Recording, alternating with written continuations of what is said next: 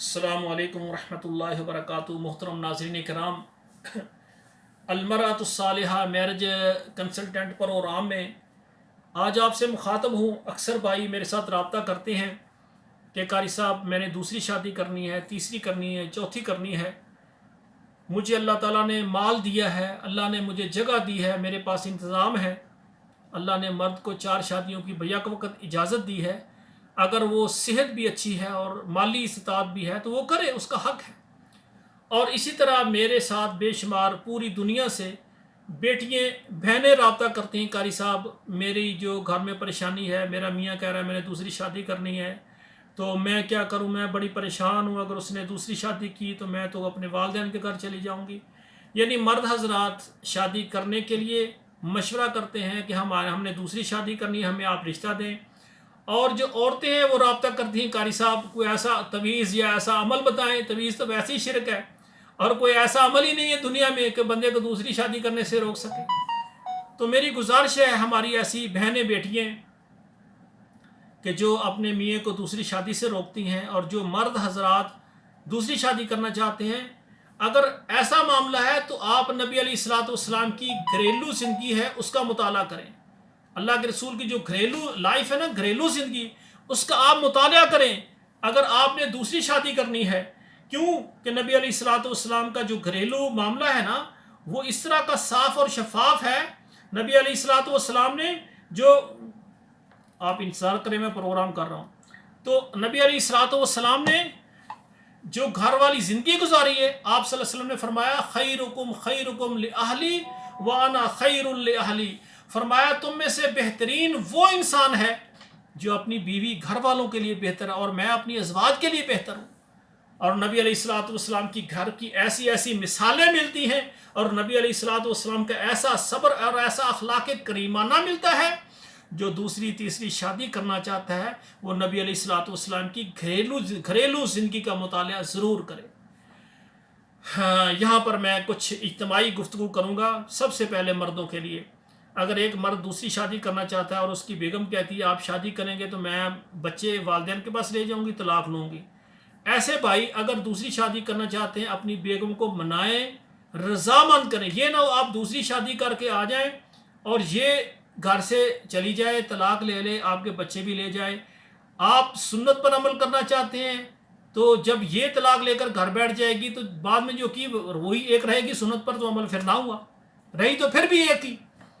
तो ऐसी सूरत में अगर आपकी बेगम रजामंद नहीं होती तो आप सब्र करें, क्योंकि पाकिस्तान का जो माहौल है ना, कुरान ने इजाज़त दी है। अरब का माहौल ये नहीं है, यहाँ दूसरी तीसरी शादी इसको कोई भी नहीं परेशान होता, ना औरतें ना मर्द, यहाँ कोई बोझ नहीं है। यहाँ सब कुरान की आयत को जानते हैं कि अल्लाह ने मर्द को कहा है 2 3 4 शादियाँ करे, इजाज़त है।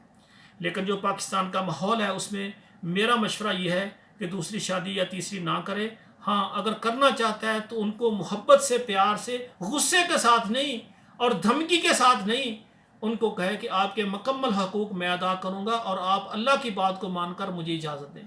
अगर वो नहीं मानती तो आप सब्र करें। ये ना हो कि दूसरी करें और ये बच्चे भी चले जाएं और ये बेगम भी चले जाए, फिर आप बाद में परेशान।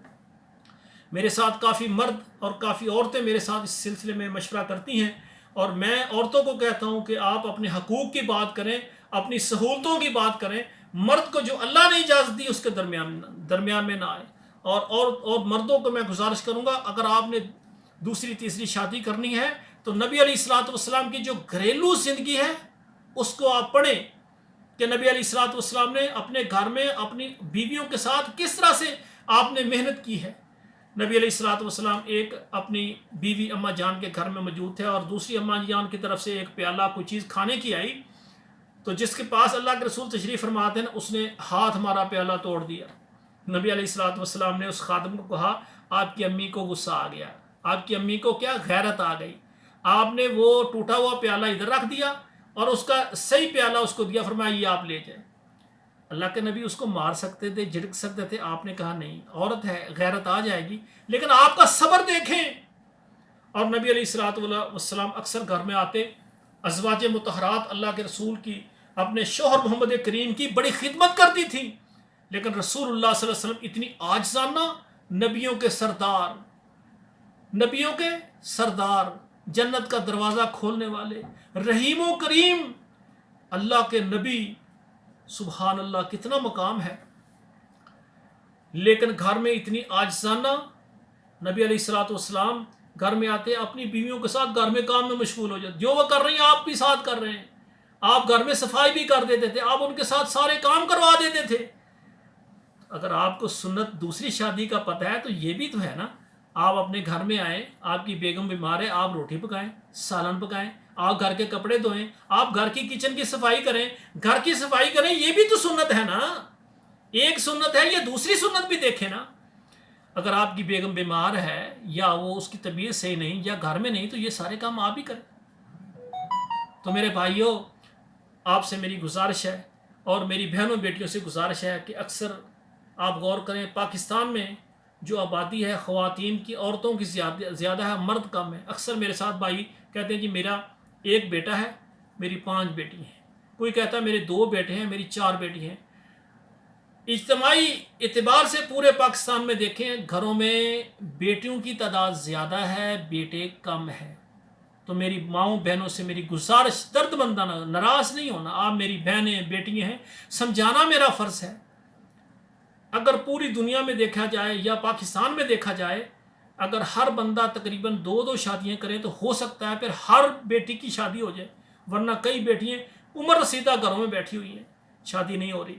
تو اگر دوسری شادی کا رواج اگر سنت کے مطابق ہو جائے، اور میں سمجھتا ہوں پھر تمام بہنوں بیٹیوں کی شادی ہو جائے گی. اس لیے آپ بھی تھوڑا سا سینہ فراخ کریں. اللہ ذوالجلال نے اگر آپ نہیں پسند کر دی، اللہ نے پھر مرد کو کہا ہے کہ مرد کر سکتا ہے، اور مرد کو اجازت کا بھی پابند نہیں کیا کہ آپ اپنی عورت سے اجازت لے کر شادی کریں. ہاں اس کو منائیں، ہاں اگر کوئی مجبوری ہے تو اس سے اجازت لینے کی شریعت نے بندے کو پابندی نہیں دی. لیکن اس کا یہ مقصد نہیں ہے کہ آپ شادی دوسری کر کے پہلی کو نظر انداز کر دیں جس طرح وہ ہے ہی نہیں. یہ بھی ظلم ہے.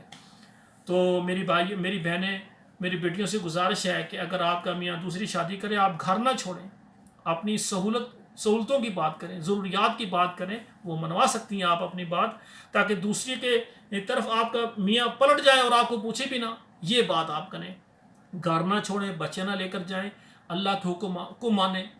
دیکھیں سیلاب آیا، آبادیاں سب ختم ہو گئیں، گھر مکانات ختم ہو گئے، فصلیں ٹوٹ گئیں، اور فیملیوں کی خاندان پانی میں غرق ہو گئے. یہ دنیا کی حقیقت ہے. لیکن جو اللہ کے ہاں جو آخرت کی زندگی ہے وہ بہت ہی زیادہ خوبصورت اور بہترین زندگی ہے. اگر اللہ نے آپ نہیں پسند کرتی، لیکن اللہ نے پھر بھی کہا کہ آپ بندے کو دوسری تیسری شادی کی اجازت دیں، تو اگر آپ اس بات کو قرآن کی آیت پر عمل کرتے ہوئے مان جائیں گی تو آپ کو جو بدلہ اللہ ذوالجلال نے جنت میں دینا ہے وہ بھی بہت بڑا عظیم بدلہ ہوگا. تو میں اپنی بیٹیوں بہنوں سے گزارش کروں گا کہ اللہ ذوالجلال نے جو آپ کو جنت میں مقام دیا ہے، اس کے بدلے میں جو اللہ نے آپ کو دینا ہے، آپ اس کو حاصل کرنے کے لیے اپنے خاوند کو اپنا خوشی سے اجازت دیں کہ وہ دوسری کرے، تیسری کرے، تاکہ یہ زندگی ختم ہونے والی ہے، پتہ نہیں باقی کتنی رہ گئی ہے. لیکن جو اجر اللہ نے آپ کو دینا ہے اس کو پانے کے لیے آپ ضرور قربانی دیں. آخر میں میری گزارش ہے مردوں سے اور عورتوں سے کہ میاں بیوی کا ایسا رشتہ ہے، اگر بندہ ساری زندگی جتنا مرضی اپنی عورت کی خدمت کر لے تو حق ادا نہیں ہو سکتا. اور اسی طرح عورت ساری زندگی اپنے مرد کی جتنی مرضی خدمت کر لے حق ادا نہیں ہو سکتا. یہ رشتہ قربانی کا ہے، اثار کا ہے، محبت کا ہے، پیار کا ہے. مرد اپنی عورت کو جتنا ہو سکے خوش رکھنے کی کوشش کرے، اور عورت اپنے بندی کی اطاعت کر کے اس کو راضی کرنے کی کوشش میں لگی رہے. اگر دونوں ایک دوسرے کو راضی کرنے میں لگے رہیں گے، یہ جوڑا کامیاب بن جائے گا. اس گھر میں سکون آئے گا، اور بچوں کی تعلیم، تربیت، اور بچوں کے جو ہے نا مستقبل کے فوائد بچوں کا مستقبل بن جائے گا. تو میرے بھائیوں اور میرے بہنوں، اگر آپ کے دائیں بائیں کوئی فیملی میاں بیوی ناراض ہوں تو ان کو راضی کرنے میں دونوں کو سمجھائیں. یہ شادیاں بڑی مشکل سے ہوتی ہیں، یہ جوڑے بڑی مشکل سے بنتے ہیں. جیسا بھی شوہر مل گیا، جیسی بھی بیوی مل گئی ہے، ایک دوسرے کو شابہ کر کے، خدمت کر کے، محبت کر کے، پیار کر کے، سہولتیں دے کر آپ راضی کر کے اپنے گھروں کو آباد کریں. انشاءاللہ جب ہم اپنے گھروں میں لڑائی جھگڑا نہیں ہونے دیں گے، گھروں میں رزق کی فراوانی اور برکتیں نازل ہوں گی. تو آخر میں میری گزارش ہے کہ جو بھائی دوسری شادی تیسری کرنا چاہتے ہیں، آج کا میرا مین مقصد یہ ہے کہ نبی علیہ الصلوۃ والسلام کی جو گھریلو زندگی ازواج کے ساتھ، اس کو لازمی پڑھیں۔ اگر اس کو آپ نہیں پڑھیں گے، آپ کے گھر میں کبھی سکون نہیں ہوگا۔ اگر نبی علیہ الصلوۃ والسلام، کئی عورتیں کہتی ہیں جی میرا خاندان بہت اعلیٰ ہے، میرے والدین امیر ہیں، میرے اوپر تو سوکن آ ہی نہیں نہ سکتی، یہ عیب کی بات ہے۔ نہ، ایسی بات نہ کریں، اللہ کا قرآن ہے۔ اب دیکھیں، نبی علیہ الصلوۃ والسلام کی بیوی اما جان عائشہ ہے، بیٹی کس کی ہے؟ ابو بکر صدیق کی۔ نبی علیہ الصلوۃ والسلام کے بعد سب سے پہلا مقام ابو بکر صدیق کا ہے، اور ان کی بیٹی حضرت عائشہ رضی اللہ تعالی عنہا۔ نبی علیہ الصلوۃ والسلام کی بیوی حضرت خدیجہ رضی اللہ تعالی عنہا کے بعد اگر پہلا نمبر ہے تو وہ اما جان عائشہ کا ہے۔ ان کے اوپر کتنی سوکنیں آئیں، انہوں نے برداشت کیا اللہ کا قرآن، اللہ کا قرآن اس کو مانتے ہوئے۔ اور آپ دیکھیں اما جان عائشہ صدیقہ رضی اللہ تعالی عنہا فرماتی ہیں کہ نبی علیہ الصلوۃ والسلام کی کتنی بیویاں ہیں، مجھے کسی پر کوئی نہیں۔ خدیجہ پر آتا ہے کہ نبی علیہ الصلوۃ والسلام اس کے فوت ہو جانے کے بعد ہر وقت خدیجہ خدیجہ لگے رہتے ہیں۔ فرمایا عائشہ تجھے کیا پتا خدیجہ کون تھی؟ ساری دنیا میری مخالف تھی، مجھے تکذیب کرتی تھی، خدیجہ اکیلی تھی، وہ میری تصدیق کرتی تھی۔ میں پریشان آتا تھا، میرے جسم کے اوپر زخم ہوتے تھے، وہ مرہم کرتی تھی، اپنے دوپٹے کو جلا کر راکھ میرے زخموں پر لگاتی تھی، وہ خدیجہ ہے۔ ساری زندگی جب بھی کوئی کھانا اچھا ہوا، جب کوئی گوشت کیا، جب کوئی تحفہ وغیرہ، سب سے پہلے فرماتے خدیجہ کی سہیلیوں کو دے کر آؤ، وہ ہے اما جان خدیجہ۔ تو میرے بھائیوں، جب ابو بکر صدیق کی بیٹی عائشہ کے اوپر سوکن ہو تو ان کو اعتراض نہیں ہے۔ ہماری بیٹیاں، ہماری بہنیں ابو بکر کی بیٹی سے زیادہ عزیز تو نہیں ہو سکتی۔ میرے بھائیوں بہنوں، آپ سے گزارش ہے، بیٹیوں سے، کہ نبی علیہ الصلوۃ والسلام کی زندگی اور صحابہ کی زندگی اور قرآن نے جو نظام دیا اس کو سمجھیں۔ یہ اپنی دل کی اڑیاں اس کو ختم کر دے قرآن کے اوپر۔ اور مردوں سے گزارش ہے، اگر دوسری تیسری کرنی ہے، پہلی کو لاوارث کی طرح نہ چھوڑیں، ان کے حقوق پورا کریں، ورنہ قیامت کے دن پھر اگر دو کی ہے، ایک طرف جھکاؤ رہا، آدھا جسم کا حصہ نہیں ہوگا۔ یہ بھی دیکھیں میرے بھائیوں، اگر آپ نے یہ قدم اٹھا لیا ہے یا اٹھانا ہے تو نبی علیہ الصلوۃ والسلام کی گھریلو زندگی کو پڑھیں۔ اور خواتین سے میری گزارش ہے، وہ بھی اللہ کے قانون کو جان پر، اللہ کے قانون کو، اللہ کے نظام کو، اللہ کے قرآن کو مانتے ہوئے وہ بھی اس کی اجازت دیں، اور وہ بھی کوشش کریں کہ جب مرد کو اللہ نے یہ حق دیا ہے تو ہم اس کا حق اس کو دینے میں ہم کیوں پریشان ہوں۔ ہاں، اس کے بدلے میں جو ہمیں پریشانی یا تکلیف آتی ہے کہ میرا بندہ اس عورت کے ساتھ شیر ہو گیا ہے، اور اس کا اجر اللہ ذوالجلال نے بہت بڑا رکھا عورت کے لیے۔ عورت کو چاہیے، دنیا کی کوئی حقیقت نہیں، یہ ختم ہونے والی ہے، جو جنت میں آپ کا اعلیٰ مقام ہے اس کو پانے کے لیے محنت کریں۔ تو میرے بھائیو، آخر میں یہی گزارش کروں گا کہ پوری دنیا میں جو مجھے دیکھ رہے ہیں تو ان سے میری گزارش ہے کہ آپ گھریلو زندگی نبی علیہ الصلوۃ والسلام کی پڑھیں، اس پر عمل کریں، تاکہ ہماری بیٹیاں بہنیں اگر ان کو کوئی شکایت ہے تو وہ دور ہو جائے۔ اللہ ذوالجلال ہمیں عمل کرنے کی توفیق عطا فرمائے۔ والسلام علیکم ورحمۃ اللہ وبرکاتہ۔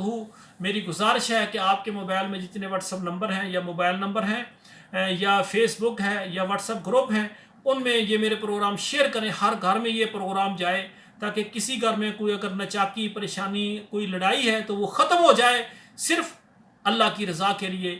والسلام علیکم ورحمۃ اللہ وبرکاتہ۔